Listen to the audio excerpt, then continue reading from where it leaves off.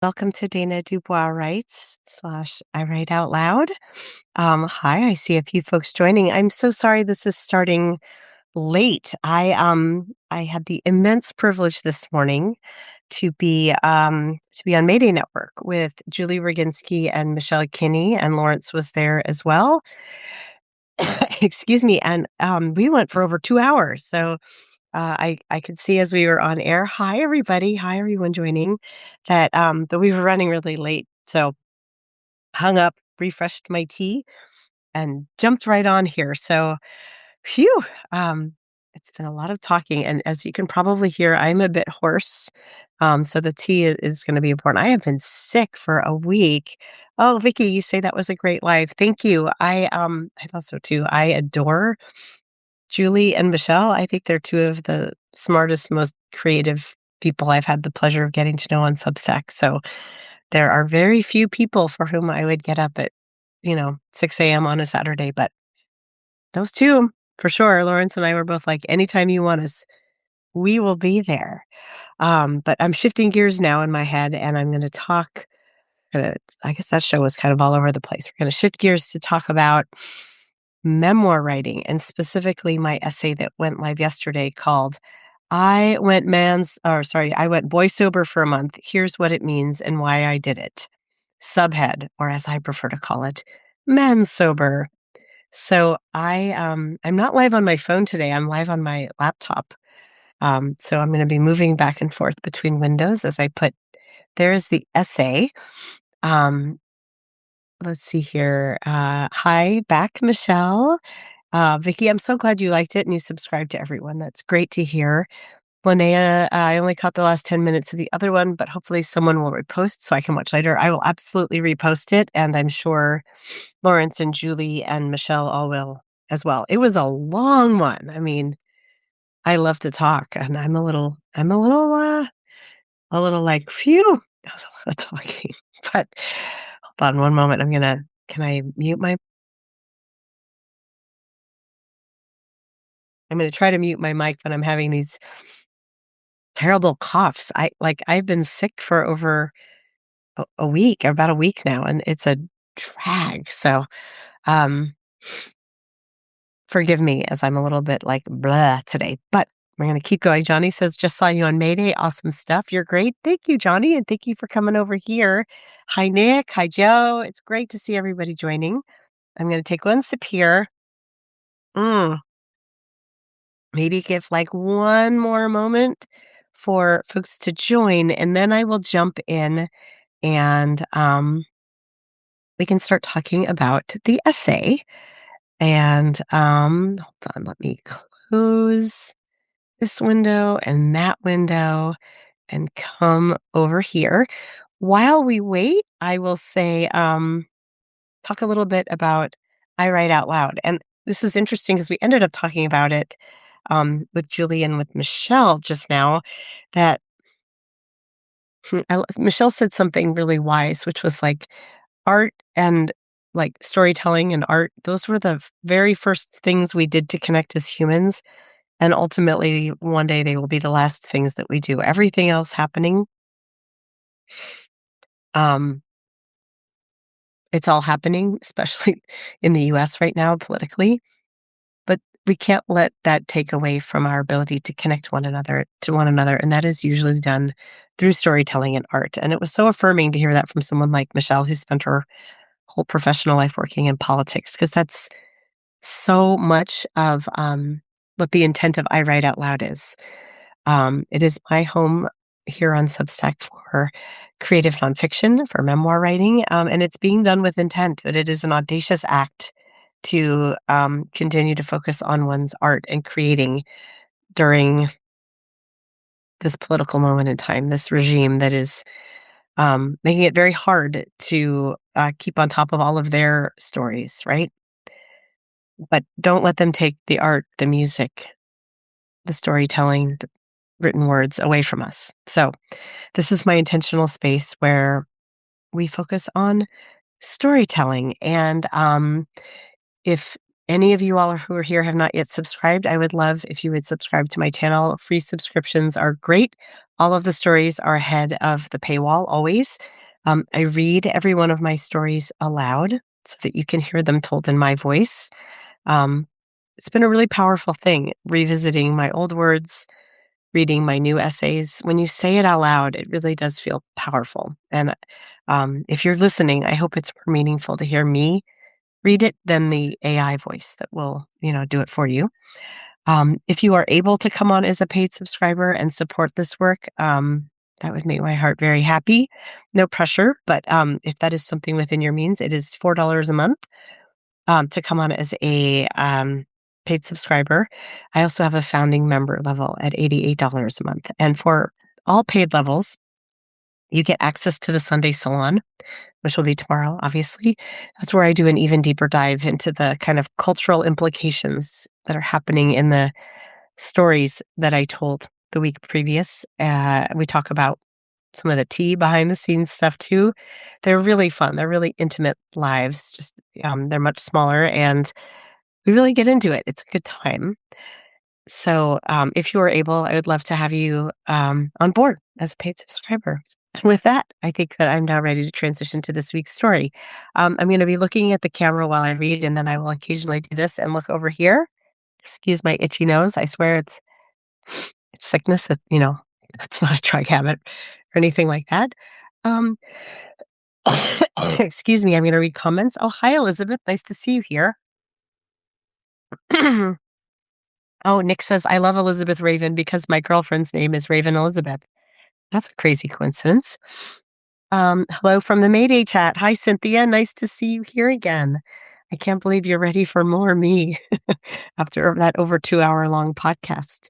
Ginger, thank you for subscribing. That's awesome. Nick says, I had to stop watching Mayday Live because I felt like live fact checking stuff they say. I hope it was all true. I don't think we said a lot of things that needed fact checking today. Maybe some of them did.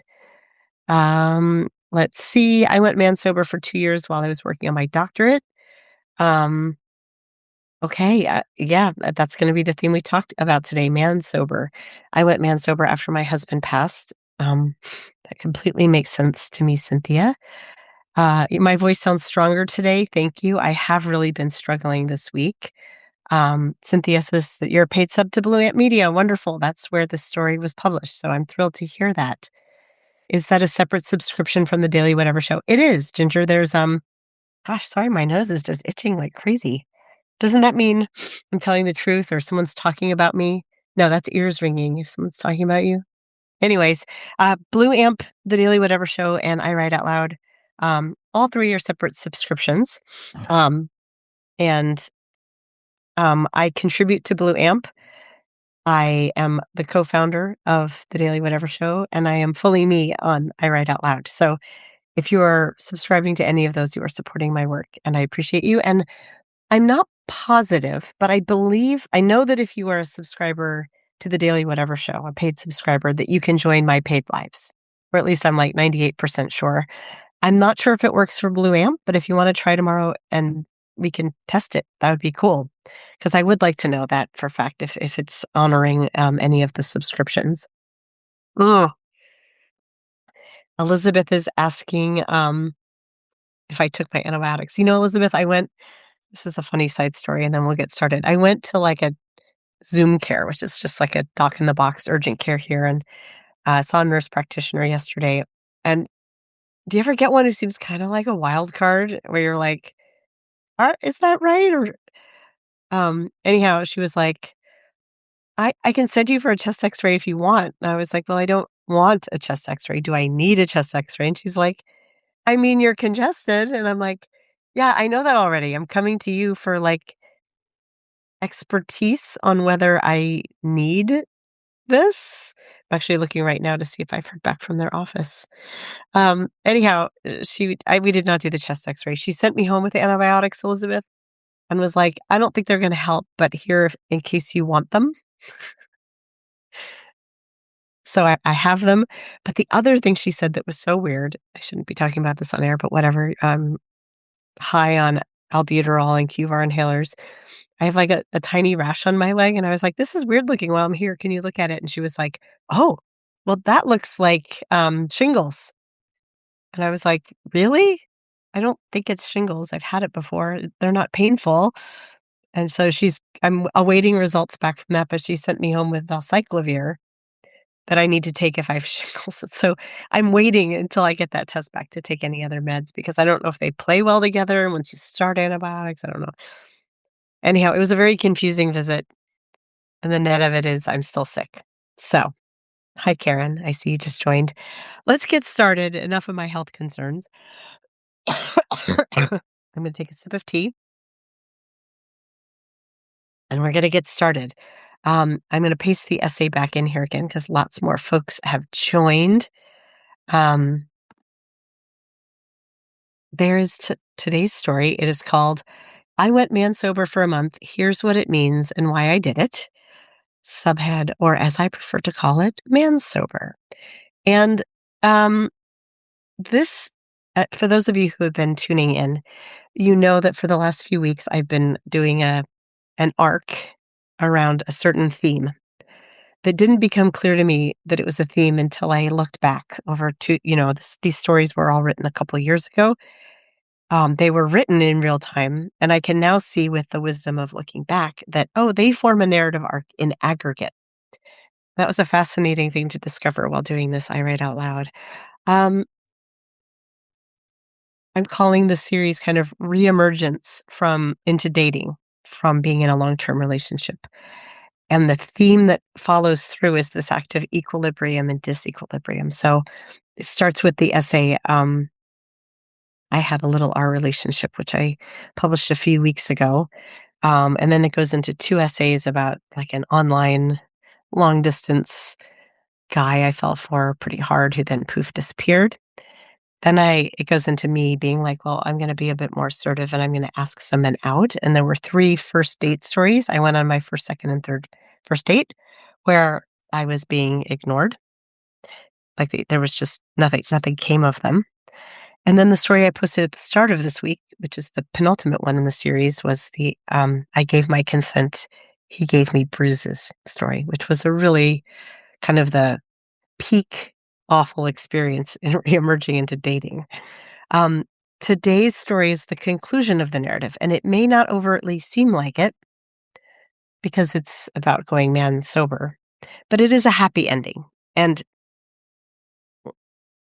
let's talk about the essay first, and then I'll talk about why this was the right outcome after all of those things happened over the course of, let me think,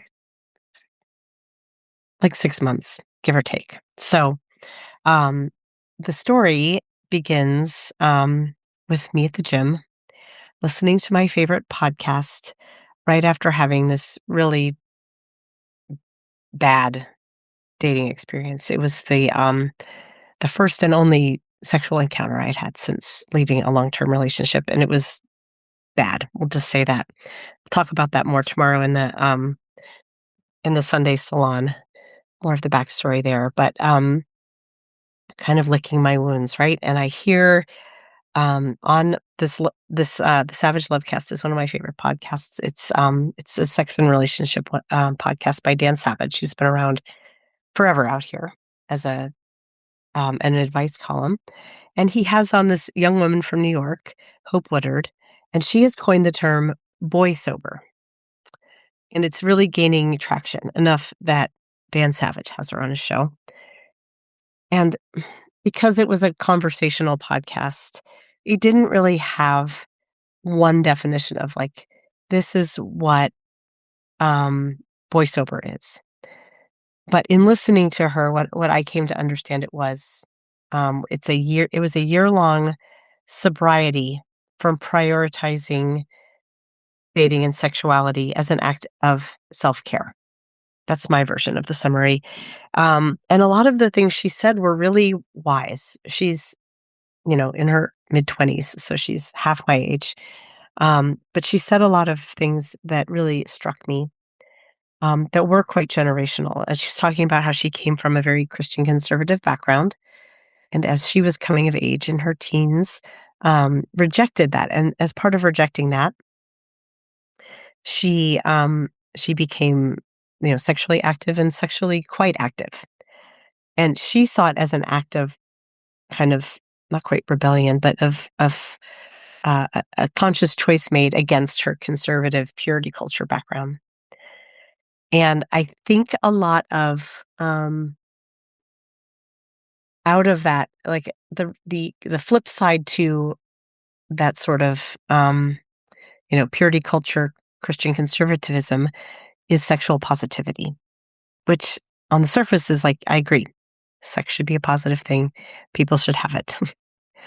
But with sexual positivity, how it sometimes has been framed, as I've noticed while I'm raising daughters, is it becomes synonymous with saying yes. It can become synonymous with a sense of promiscuity that may not always be serving the women because it comes with a shame. If you say no, then you're being sex negative, right? Oh, you don't want to do this particular thing I want you to do with me? Don't be so sex negative. And so it's super important to make that distinction. And I think in claiming Boysober, that's what she was doing. There's a quote in here from her that I quoted from the podcast where she says, let me find the quote here. She says, I'm a little bit angry at myself and angry at all the sex that I've had that I feel like I didn't choose. And she goes on to say, for the first time ever, I just feel like I have ownership over my body. And then she goes on to say something that sort of sounds contradictory of, I hate celibacy so much because I don't want to give credence to anyone saying you're more lovable or respectable or better if you're not having sex. Boysober is about taking time to pause, reflect, and reprioritize, not to gain male approval. And a less nuanced read on that would make those two things sound at odds. But I felt like I got it listening to it of like, Boysober in her mind is a taking back ownership of her body, and it's not sex negativity, it's simply, a recognition that the kind of there's another quote in here about this, like, the recognition of the kind of sex that she was having wasn't serving her, it wasn't bringing what she wanted into her life, and recognizing a need to pause and claim that space and energy back. Excuse me, and I found it so interesting because I don't tend to be really black and white in my memoir writing, right? And I'm the same way in my thinking. I like kind of moral codes and themes to unpack that cross that line of contradiction and show nuance. And I really thought that's what she was doing in saying this. Like boy sober isn't like, I hate men, I'm never dating, and I'm cutting this off. It was this, in my mind, reclaiming in order to be able to be sexual and have the kind of relationships that she wanted. She needed to pause and do it. And it really resonated, especially among Gen Z women. It became a whole night. It started at one of her comedy shows because the woman who founded this is a comedian, which makes this even more amusing. But it became a standing night in New York. I've never been because I live in Seattle, but I would have loved to go. Though I'm way out of their age demographic, I'm like, I feel like I had something to add to this conversation, especially if you have to think at that moment in time for me, I was like, I just had this first re-emergent sexual experience. It was the closest thing I've come to sexual assault, although it wasn't assault, it was consented to at the time. But that essay I wrote around, I gave my consent, he gave me bruises. It was very much me examining, like, can one give consent if it's under false pretenses? And so I was feeling violated. And her words of, but I was also like, I don't know what to do. Like, I still want partnership and da da da da da. Hearing about this boy sober movement was like, oh, it's okay to pause, and that doesn't mean stop. So initially, I wrote about it for Medium. I wrote an essay called I'm Going Man Sober for March because I heard this essay at the very end, or this podcast at the very end of February 2024. And so at the start of March, I announced this on Medium, and interestingly, I had another thing fail. The story was not boosted. For those of you who are familiar with Medium, if you get a story boosted, it's it's a human curation with machine learning algorithms. So a person like me, I'm a boost nominator, nominate a story, but Medium ultimately decides if it gets boosted or not. And once they say yes, then it just sends the story out through its channels. It also has it earn money at a far higher rate. So the story would earn money, but also it gets read, which is sort of the big goal.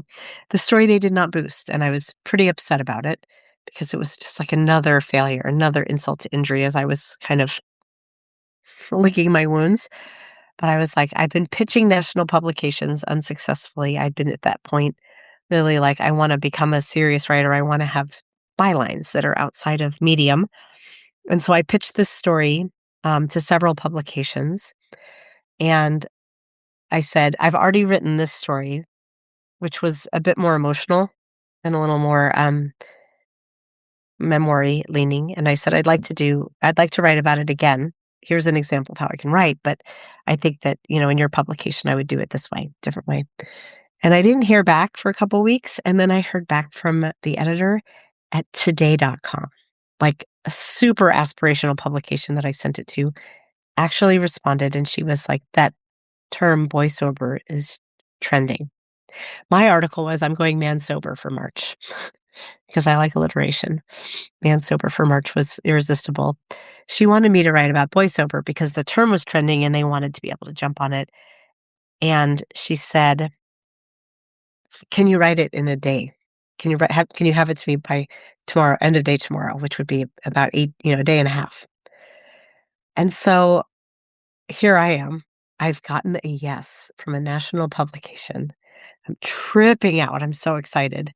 Um, I am an extremely slow, methodical writer when I write. And this is also, again, my first national byline. I want this to be perfect. I have a day to turn it around.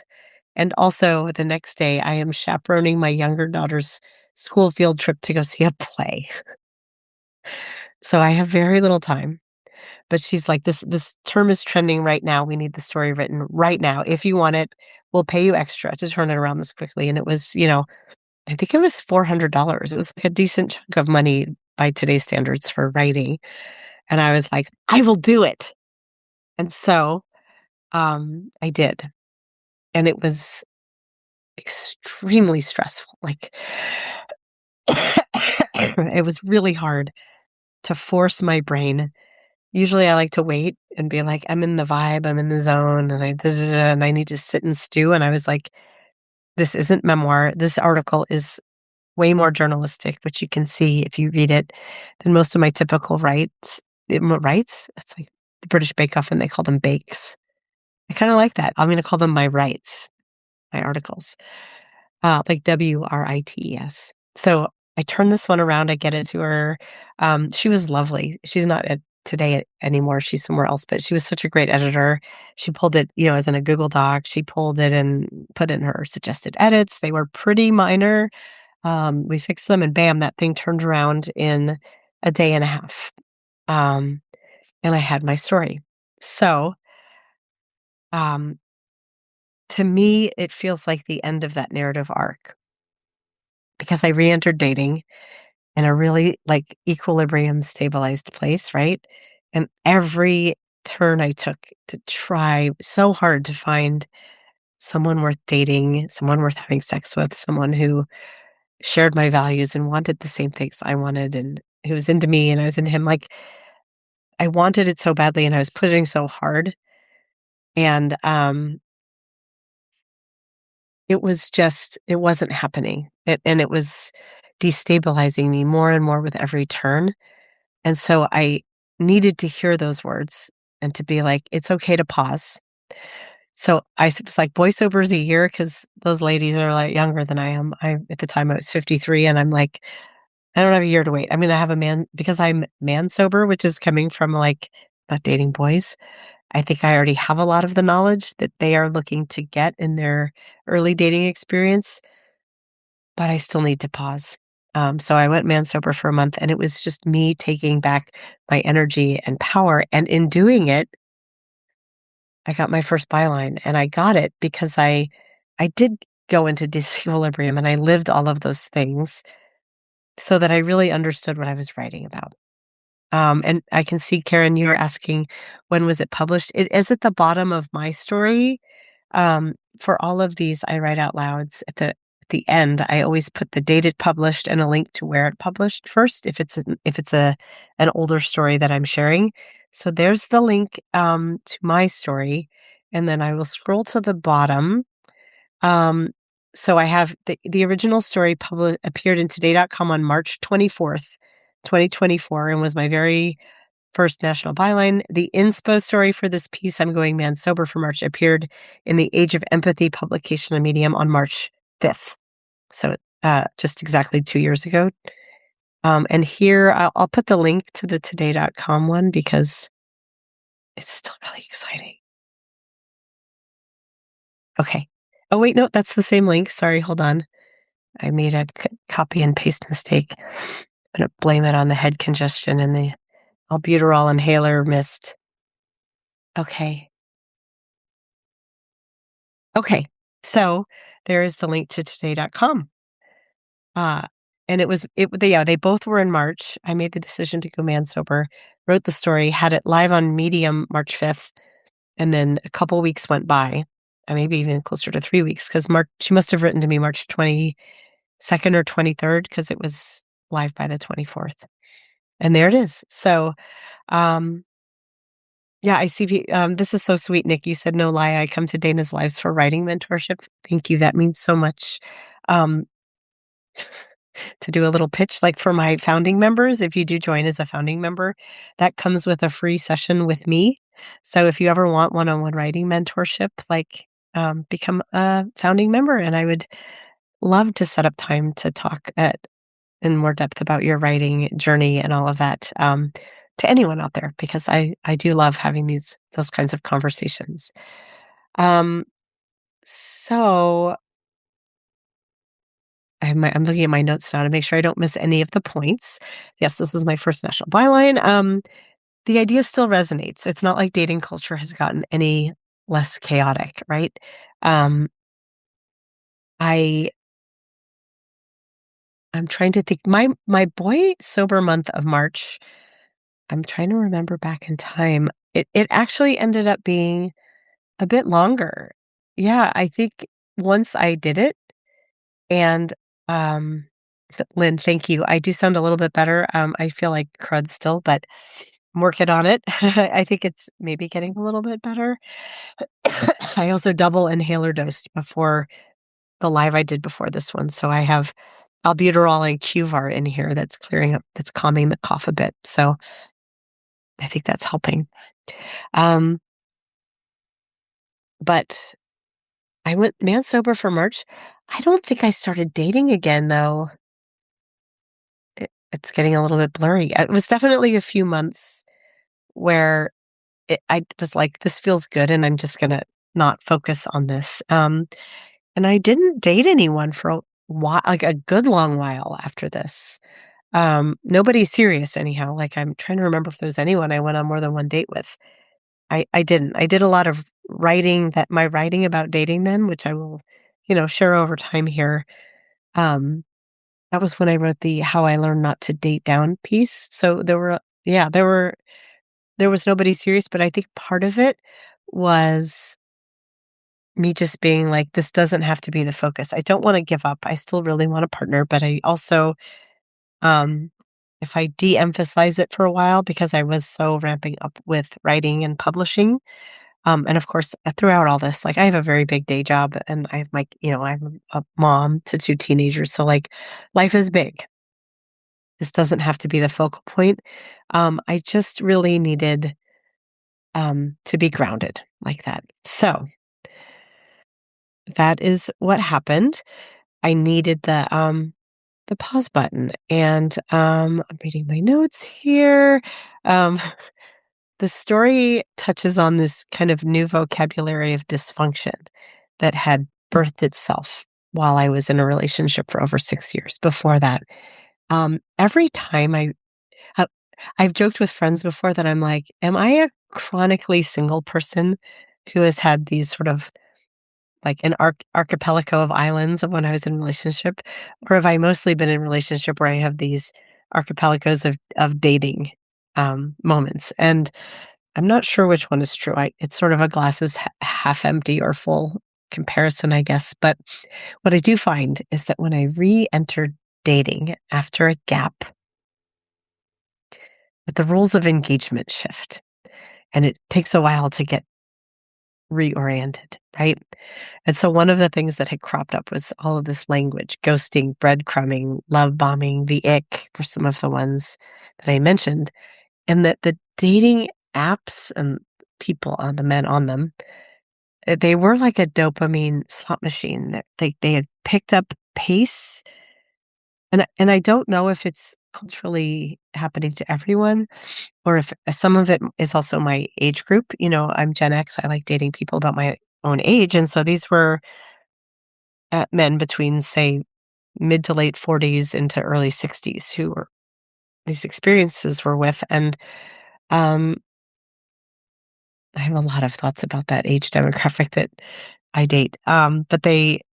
But the ones who were coming in, at least into my purview, were um, in this window, very touch and go, right? And they have such an abundance of options because it I was gonna say it feels like no, it has empirically been proven that there are far fewer, like, truly eligible good men in my age group than there are women, and they tend to classically date younger, right? So, that number is even reduced because a lot of 50-year-old men are wanting to date women who are 30 to 40. So, it is it is a wildly competitive and cruel world out there, and because we communicate through text primarily, we're dating through our phones, it feels very cold and like a shopping experience, and that is very much how humans are treating one another now, right? So, it was really good to take a pause and reset my equilibrium, right? Yeah, Courtney said, "Very few truly progressive Gen X men who are single." Yeah, 100%. I mean, that's that's what the data says, it's just there. So, I don't wanna say it's only women having a hard time, and I know men are too, but I can only speak to my experience, and yes, Shayla, the pool is shallow, and so are the men. I couldn't resist, but, um, the idea that going through a really hard series of lived experiences ended up bringing me, um, a creative and professional success that I really wanted, to me is a super interesting way to conclude this narrative arc. I mean, I would have loved if it ended with, like, "And then I met my dream guy, and we're living happily ever after." It as a narrator, it would have been a very uninteresting, predictable ending for this arc. I still would have preferred it as a lived experience, but I think this is a truly valid and interesting way to end this story from a storytelling perspective of, like, if I were to now go write an essay called 6 Months of Reemergence, which maybe I will, um, this arc to me is super interesting and, set me up for additional narrative arcs that are to come. So, let's see. The point wasn't swearing off men, the point was reclaiming my center of gravity. I love when I tell me what I'm supposed to say. Yes, like, in this essay, I say what it was I was able to do more of, because the in addition to being kind of a cold, cruel world in online dating, it's also so time and bandwidth consuming, both because it's literal, like, this kind of time, swiping and writing and telling the same stories. When I was just on the previous podcast with Julie Roginski, she was remembering back to when she was dating. She's been married a long time, but when she was dating, she was like, "I just wanted to create, like, a recording of me giving all my basics and being able to hand it off to the guy before the date and be like, let me know if you have any questions." And I'm like, the funny thing is, as an essayist, I kind of have that guide, and I wrote an essay called "The Men Who Still Open Me," that's in the I Write Out Loud project. I think it was the first one. It was the first new essay, and I think it was the first one all up. But I just wrote it in the last month, and it's about men who I dated in the past who are still checking on my writing, and I can see it in my dashboard. But on the other side, like, men, when I'm dating them or just starting to get to know them, read my essays and know about me, and it's kind of beautiful and strange at the same time. But, yeah, I'm kind of helpless when a man quotes me back to me because he's paying attention, but maybe that'll be a future essay too, right? Um, but yes, dating is exhausting. It is not my favorite. So when I stepped away, I had all this time to write more, to go to shows, to spend time with friends, to be more present with my kids, and just to be reminded of like what made me me, what would make me a desirable partner for a guy, these things. So it was nice to have that excuse me, that reminder come forward and to be like, I need to lean into those things so that I'm in a better, my gravity is recentered. So I'm in a better space that if I do meet someone, I'm better able to recognize it and, mutually pursue it in this state of disequilibrium that I was in. I see a lot of folks are coming in with questions. I am going to go back and reread them. But I will answer this one right now for Courtney. Is all your writing here on Substack? It's not yet. That's the intent of the Write Out Loud project. One of the intents. My writing is scattered. Um, I was starting to post it on Gen Xy and the Memoirist on Substack, like different places. A lot of it, the bulk of it is on Medium, but that's behind a paywall and it's across like 20 different pubs. And then I have some regional and national published stories too. So my goal is for I Write Out Loud, eventually I will have all my work from the past all moved here, all with a consistent look and feel, like with the graphics at the top, all with so the beautiful hero image and all with me narrating the story. And all of them with an attached podcast to listen to where I go behind the scenes. It's an ambitious undertaking because I have well over 100 stories I need to move in, and I'm still writing. So it'll be the goalpost for how many it will be will hopefully always be moving forward. I plan to keep writing for a very long time. So I Write Out Loud is where it all will live. Do I ever write with pen and paper? I started doing that and fell in love with cursive. It made writing me feel more secure and connected. I love that, Johnny. And I don't. I only write either like this or like this.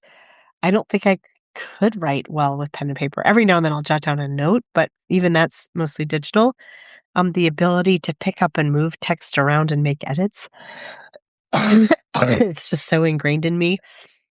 And I talked about this with someone recently of like, I always do my drafting on Medium because that's where I really started writing memoir.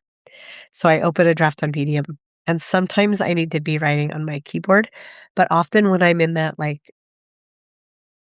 creative blurt phase, when I'm just trying to get the bones down, I have to do it on my thumbs on my phone and I just blah, blah, blah, blah, blah, I go really fast. And then obviously when I'm doing like super final edits, I need to be on my laptop. But yeah, my thumbs have written some of the best language, like lines that I've ever written have come out through my thumbs. And I think that it's kind of funny, but it's the way I work. So um let me see some more notes about this story. Let's say what I learned from doing this. I learned it's really important to reconnect with the things that make me me, for sure. And I learned that recalibration was critical. I talk about this a lot now in writing about dating and relationships, that the hardest part for me over time, as I've sort of been there, done that, and been on like too many first dates, too many new relationships that crash and burn really quickly on his end, to be clear. Like I don't start unless I'm pretty sure that I'm interested enough to see if something has legs, and then having the legs kicked out from under me. Like, you can only have that happen enough times until at least I can only have that happen too many times until it's very destabilizing and I become very hypervigilant. So those concepts around calibration and, central nervous system stability and seeing if the man that I'm considering dating or I am dating, um, like, excites me, because that's important, but who keeps me, like, feeling secure and keeps my nervous system at least in reasonable stability, how that's, like, one of the most important things I look for now. You're gonna see that theme a lot in my forward-looking writing, I think, because I just don't think there's anything much more important than that when one is seeking a partner and not just, a fling. So, this was the start of that, of realizing, um, a reset can be, vital in just sort of recapturing that sense of self and stability and grounding. Like, I'm like, "Stability, grounding." How many different, uh, l lines at which do I need to be feeling like my feet are on the ground? But it is really important to me, and that same, well, I'm not gonna get off on a tangent about how that also fits with my home and needing things to be in order. A different story, though it is related. So it's not that you have to quit dating if you pause for a man sober month or a year. It's just to stop losing yourself to it. That's really important because we all do want to be swept away a little bit, right? Like if you're dating someone and it's new, like there is a joy in disequilibrium, but it has to be the right kind. That heart beating too fast when you see them, skin tingling at their touch. Like you want all of that. I want all of that. But it can't come by destabilizing the rest of your systems, which is what frequently ends up happening. Um, Let me see. I'm looking at my essay here. The one funny thing is, like, I took all of these things back, but one funny thing that I didn't take back was I was like, I haven't been going to the gym. I still didn't go to the gym during my Manswear month. I'm still not going to the gym now. So I can't blame everything on dating. That was my one funny realization. Um, and oh, I can hear my kids are starting to wake up. So I think I'm gonna pause now. Oh, yay, there's another Dana in the chat. Hi, Dana, Dana J. I'm gonna go back and read your comments and answer questions and see what conversation that sparks. Let me see here. Let's see. Hi, Bud and Heather. I see you two just joined. Lynette says, Dana, now that I like your writing and restack it, I love that I'm finding more writing and feminist ideas in my Substack feed. Oh, that makes me so happy. I am trying to find more, Lynette. So please restack them or send them to me directly or tag me. I am trying to find my writing peers in that area. I feel like I have such a huge sense of community here. Most of us are political rabble rousers. So I am looking for my fellow feminist memoirists. And they don't have to be women, like men are fine too, but send them all my way. Let's see. Hello, Cynthia and Rachel and Amparo. What a cool name. Hi. Tony says a dysregulated nervous system versus a regulated nervous system. Yeah, 100% what this story was about. Even if I didn't know it at the time, I could see that now. And that has continued to be probably my biggest challenge in early dating. So that's what the story, I wrote about. I'm using ChatGPT to help me date. It's now going to be Claude because you got to dump ChatGPT because they're supporting Trump's Department of War. Move to Claude. I just did this week. So far, so good. Um, Hi, Robert. Thanks for joining. Nikki, I write everything on hard copy because I journal.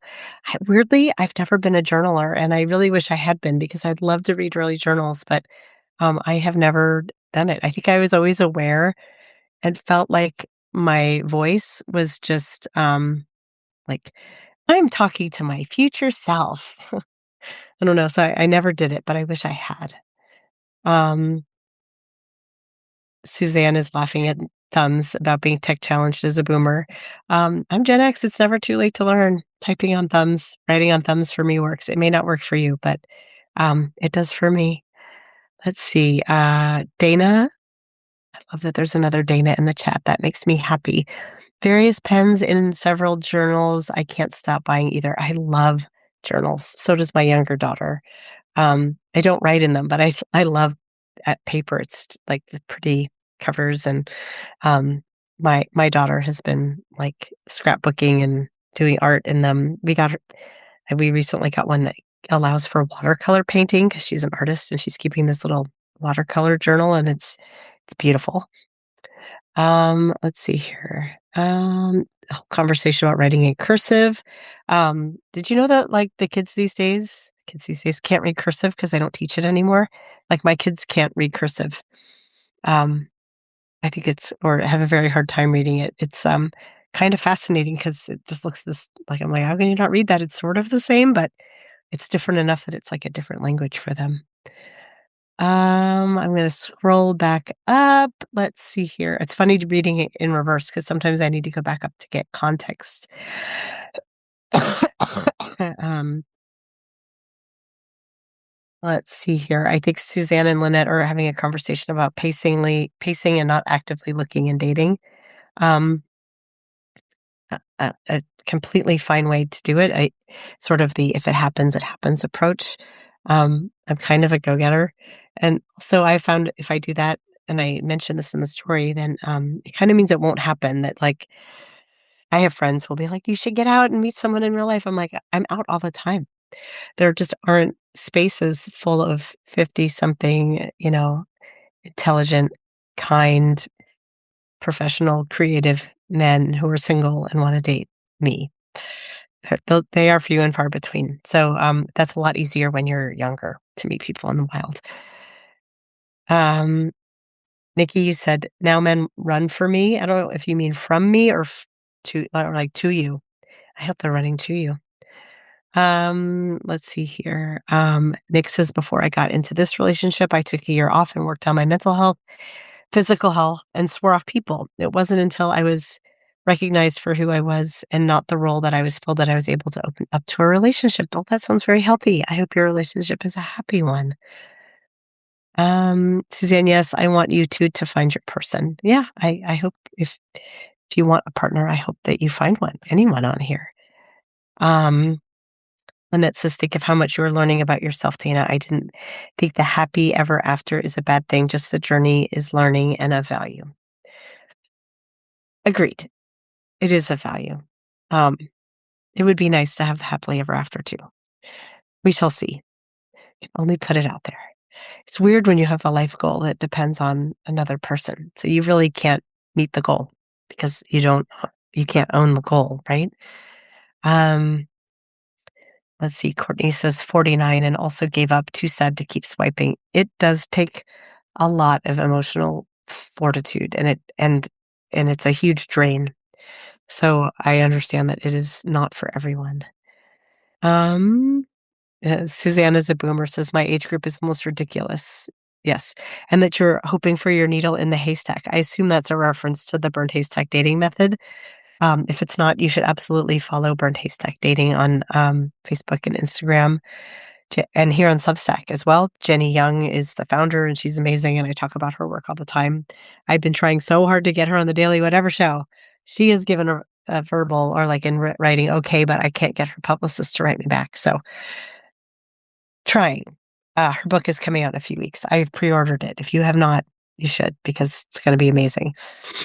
Let's see here. I've always dated younger men. Yeah. Nikki, yes, go for it. Let's see. I think Lynette, this is you describing the show to people. Ginger, did you call me Ginger Dana? I like that. I don't think I'm ginger though, because it's obviously not my natural hair color. I don't have the like ginger skin tone. I wish I did, kind of, but I do not. Um, you call it fasting from dating. Yeah. Man sober, boy sober, fasting from dating, all kind of the same idea. That's just a food metaphor instead of an alcohol metaphor. And I like that actually as I'm thinking about it because boy sober, it's implying that dating makes you intoxicated, which is not wrong. But fasting from dating, you can't fast for very long because your body Your body doesn't need alcohol, but it needs food. Interesting to just think about the linguistics of that. Um, there are very truly, yeah, I read this already. Very few truly progressive Gen X men who are single and monogamous, I would add to that. The ones out here tend to be all different flavors of poly. Um, Ginger says, I missed the whole story. My daughter called from London. Hopefully you have the link, but I will put it in the chat one more time because I can. I'm starting to lose my voice, guys. Can you tell? Um, yes, you do love your alone time. A good relationship should leave you with some alone time too, though. I mean, we all need our solidarity or our not solidarity, our solitude from time to time. Boy, oh boy, you guys, I need to kick this virus. It's destroying my brain. Let's see. Karen says, I am married, but I carve out time in my life to be alone, and my husband gets it and is very supportive. Yeah, that is 100% healthy in relationship. Karen, I'm so glad you have such a good partner because you're such a sweetheart. Lynette says, I am Gen X, but I'm always learning more about language with Dana's stories in the Daily Whatever show. Thank you, Lynette. That's like the best compliment.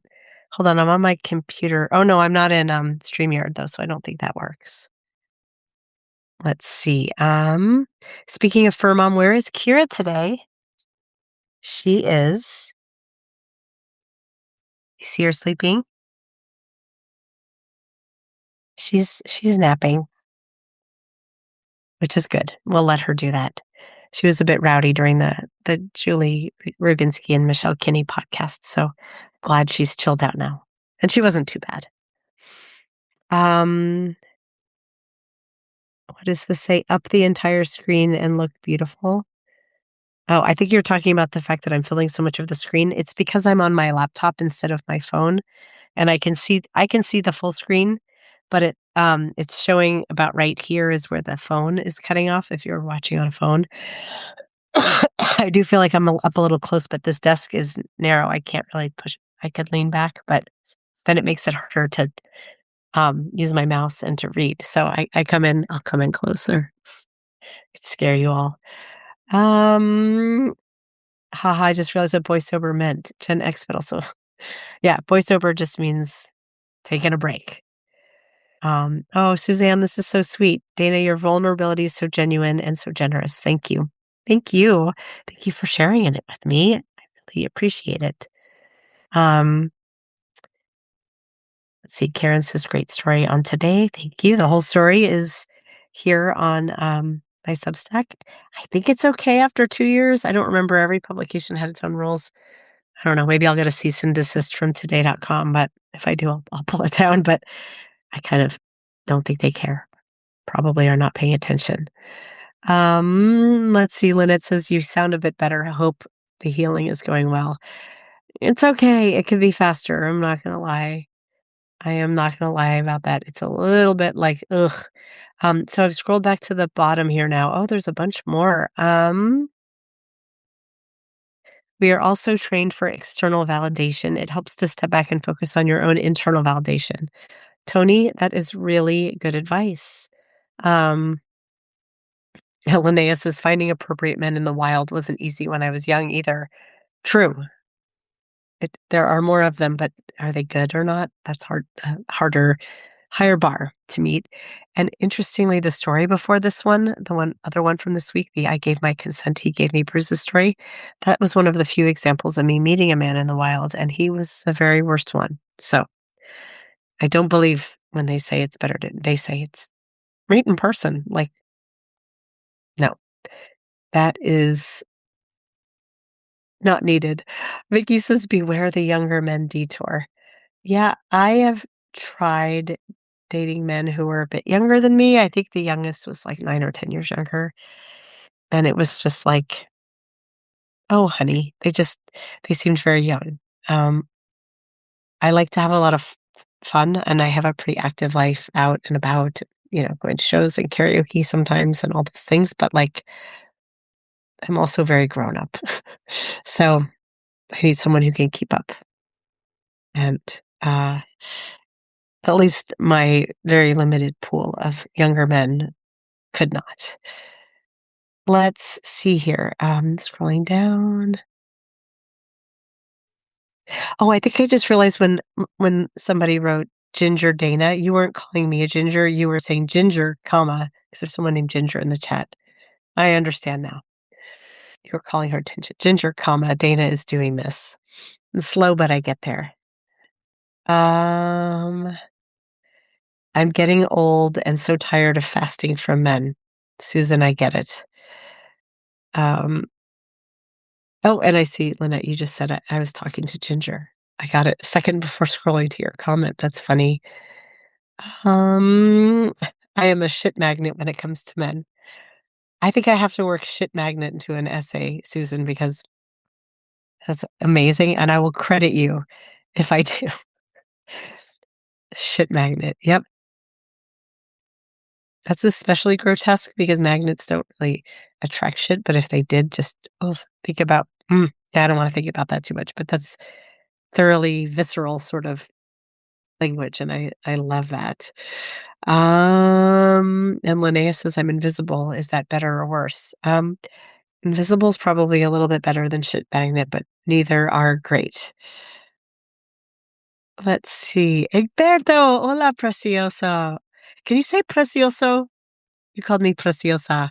I think you can be my masculine precious one. I hope so. I'm very glad that you're here. I was on Egberto's show earlier this week, y'all, and it was so fun. We had such a good conversations. I posted the recap, so if you haven't heard it, you can go back and listen. It's like 30 minutes, nothing too crazy long, but we had such a good chat. Um, Let me see here. Really enjoyed the convo this morning with Lawrence. Lawrence and the girls. I like that you're referring to Julie Roginski and Michelle Kinney as the girls. But yeah, Julie and Michelle are incredible. And I think we're going to do that more often on Saturdays. So stay tuned. If that does end up becoming a thing, I may have to move the the time for the show, but we will see. You ready, Grandma? Good to see you're here. Internal validation is better than external. Yes, and I think that's you just hit on something really key in the story that, like, without internal validation, external validation is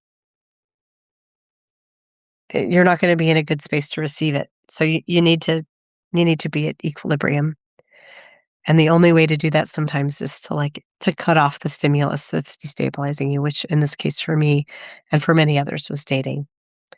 I am writing, then I saw Dana, so I had to listen in. Oh, I love that. Linnea says, "I dated a man 12 years younger for a few months, never doing that again." I don't blame you. And it does wow, look how many folks are here. I am going to, put the link to the story that we're talking about in here again, just so you all know, and have it in front of you. It's a story called I went boy sober for a month. Here's what it means and why I did it.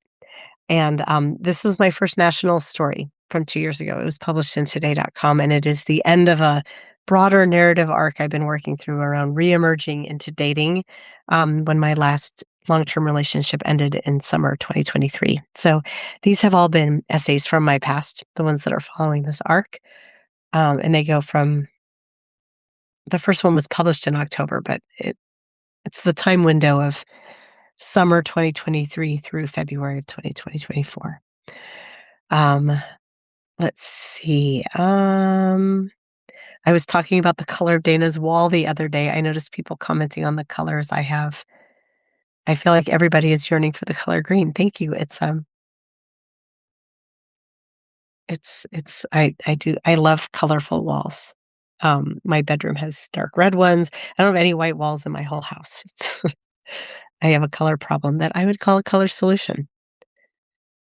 Let's see. Oh, and Elizabeth is verifying that precioso is good. I figured it must be grammatically, but I didn't know if in usage that sort of like it's uncommon to call men pretty, although I like pretty men. So to me, it's a compliment. But sometimes if you get the nuance, it's an insult to say he's a pretty boy. I didn't know if precioso had connotations like that in Spanish. I like took a lot of Spanish and lived in Spain for a while and studied it many years ago, but it's been many years and my Spanish is cratered, but, me encanta la idioma. It's just such a pretty language. I love it. Um, okay, I'm scrolling down here. Rel Relying on external validation puts the responsibility for your happiness on other people. Really smart, Shayla. Um, and I aim to never do that, and I think a lot of us don't want to do that, but when destabilized, that line can blur, I would say. So that is really smart. Caro says, "No white walls anywhere in my house." Let's hear it for the colorful walls. I love it. Um, okay, I think I've gotten through all of the comments on here, and, we've been on for about an hour. Oh, just at an hour, look at the time. Would you look at the time? 1 hour and 46 seconds. This has been super fun, y'all, and tomorrow is the Sunday Salon. That is my special live for paid subscribers. I will be talking about I'll be talking about this story and the I gave my consent, he gave me Bruce's story that posted earlier this week. Those 2 stories. We will be going, a bit deeper into the cultural implications in both of those stories, as well as more like background tea. Like, I have to tell you how the Porn Film Festival factored into that storytelling that didn't make it into the actual essay. Um, and also because these 2 stories are the end of this arc I've realized that was happening of early dating reemergence, I will probably dive more into that and kind of how it's impacted me since then as I've dated. Um, all paid subscribers are welcome. I believe paid subscribers to the Daily Whatever Show, I'm, like, fairly quite certain that they count. I'm not positive about Blue Ant Media, but since I am tied to them, I suspect that you will be able to come. If you wish to support I Write Out Loud, I would welcome your support. It is $4 a month or $40 a year to come on at the paid subscriber level. If you have the means, I would welcome your support. But just being a free subscriber is also so appreciated. I can't tell you what it means to be building this community here that focuses on storytelling and creative nonfiction in this little corner of Substack. I thank all of you. It is so wonderful. I'm gonna look to the comments before I go. Oh, you're writing to me in Spanish. Los gatos sin Madrid. Tienes que encontrar personas con las cuales puedas practicar. Um, I think you're telling me that I have to find people to practice cuales who can practice your Castellano. Because I studied in Spain. I think is what you're telling me here. Like, my Spanish is really disintegrating, and I have deep regrets about it. Perhaps one day I'll just up and move to a Spanish speaking country and be like, and now I'm forced. And I think if I did that for a year, I would, for the first time in my life, actually be bilingual. But until I do that, um, my brain has kind of a hard time. You can see how I'm reading each word. Like, I have a hard time kind of absorbing big picture and just being like, "Oh, we're more or less talking about this. Keep going." I, like, get stuck on every word and conjugation, and I just can't move forward. It's weird. Um, okay, catch you next time. Um, I put out a story every Tuesday and every Friday. Excuse me, and I go live every Wednesday and Saturday. I'm realizing I might need to tweak that schedule, but for right now, we're just gonna say that stands. And I have a brand new essay that I finished just yesterday that will go live Tuesday, and I'm really excited about it. It's not about dating and relationships. So next week's theme, um, I think it's going to be about um, feminism and launching teenage daughters in the era of Epstein. That's gonna kinda be the theme for at least the next couple of essays and maybe more. And that is the focus of the one going live on Tuesday. So, and kind of how family of origin and generational, trauma and differences inform how we move through the world. So it's another real light read. But it will be going live Tuesday. I'm hoping that my voice sticks around long enough so that I can, record the audio. I like doing a little ASMR action at the end. of my lives. Um, so thank you. Wow, there's well over 100 people here today. This is amazing. Thank you guys so much. I will share this recap shortly, and I hope. Oh, and actually, as a last comment, like if you enjoyed the story, my man and voiceover story, I would love if you would comment on it and like it and restack it. Restacking means so much to the Substack algorithm. So if you wouldn't mind restacking it and sharing what you like about it, that will help more people find it. I feel like yesterday because I was so sick, I didn't really have a chance so far to give the story the life and the air that it needs. So if you wouldn't mind doing so, I would be so grateful. And that's all. Have a great rest of your Saturday. I will see a lot of you, I hope, on Sunday for the Sunday salon. I have to go schedule that, but it's at 1 p.m. Eastern, 10 a.m. Pacific time. So I hope to see you all there. Love you, mean it. Bye.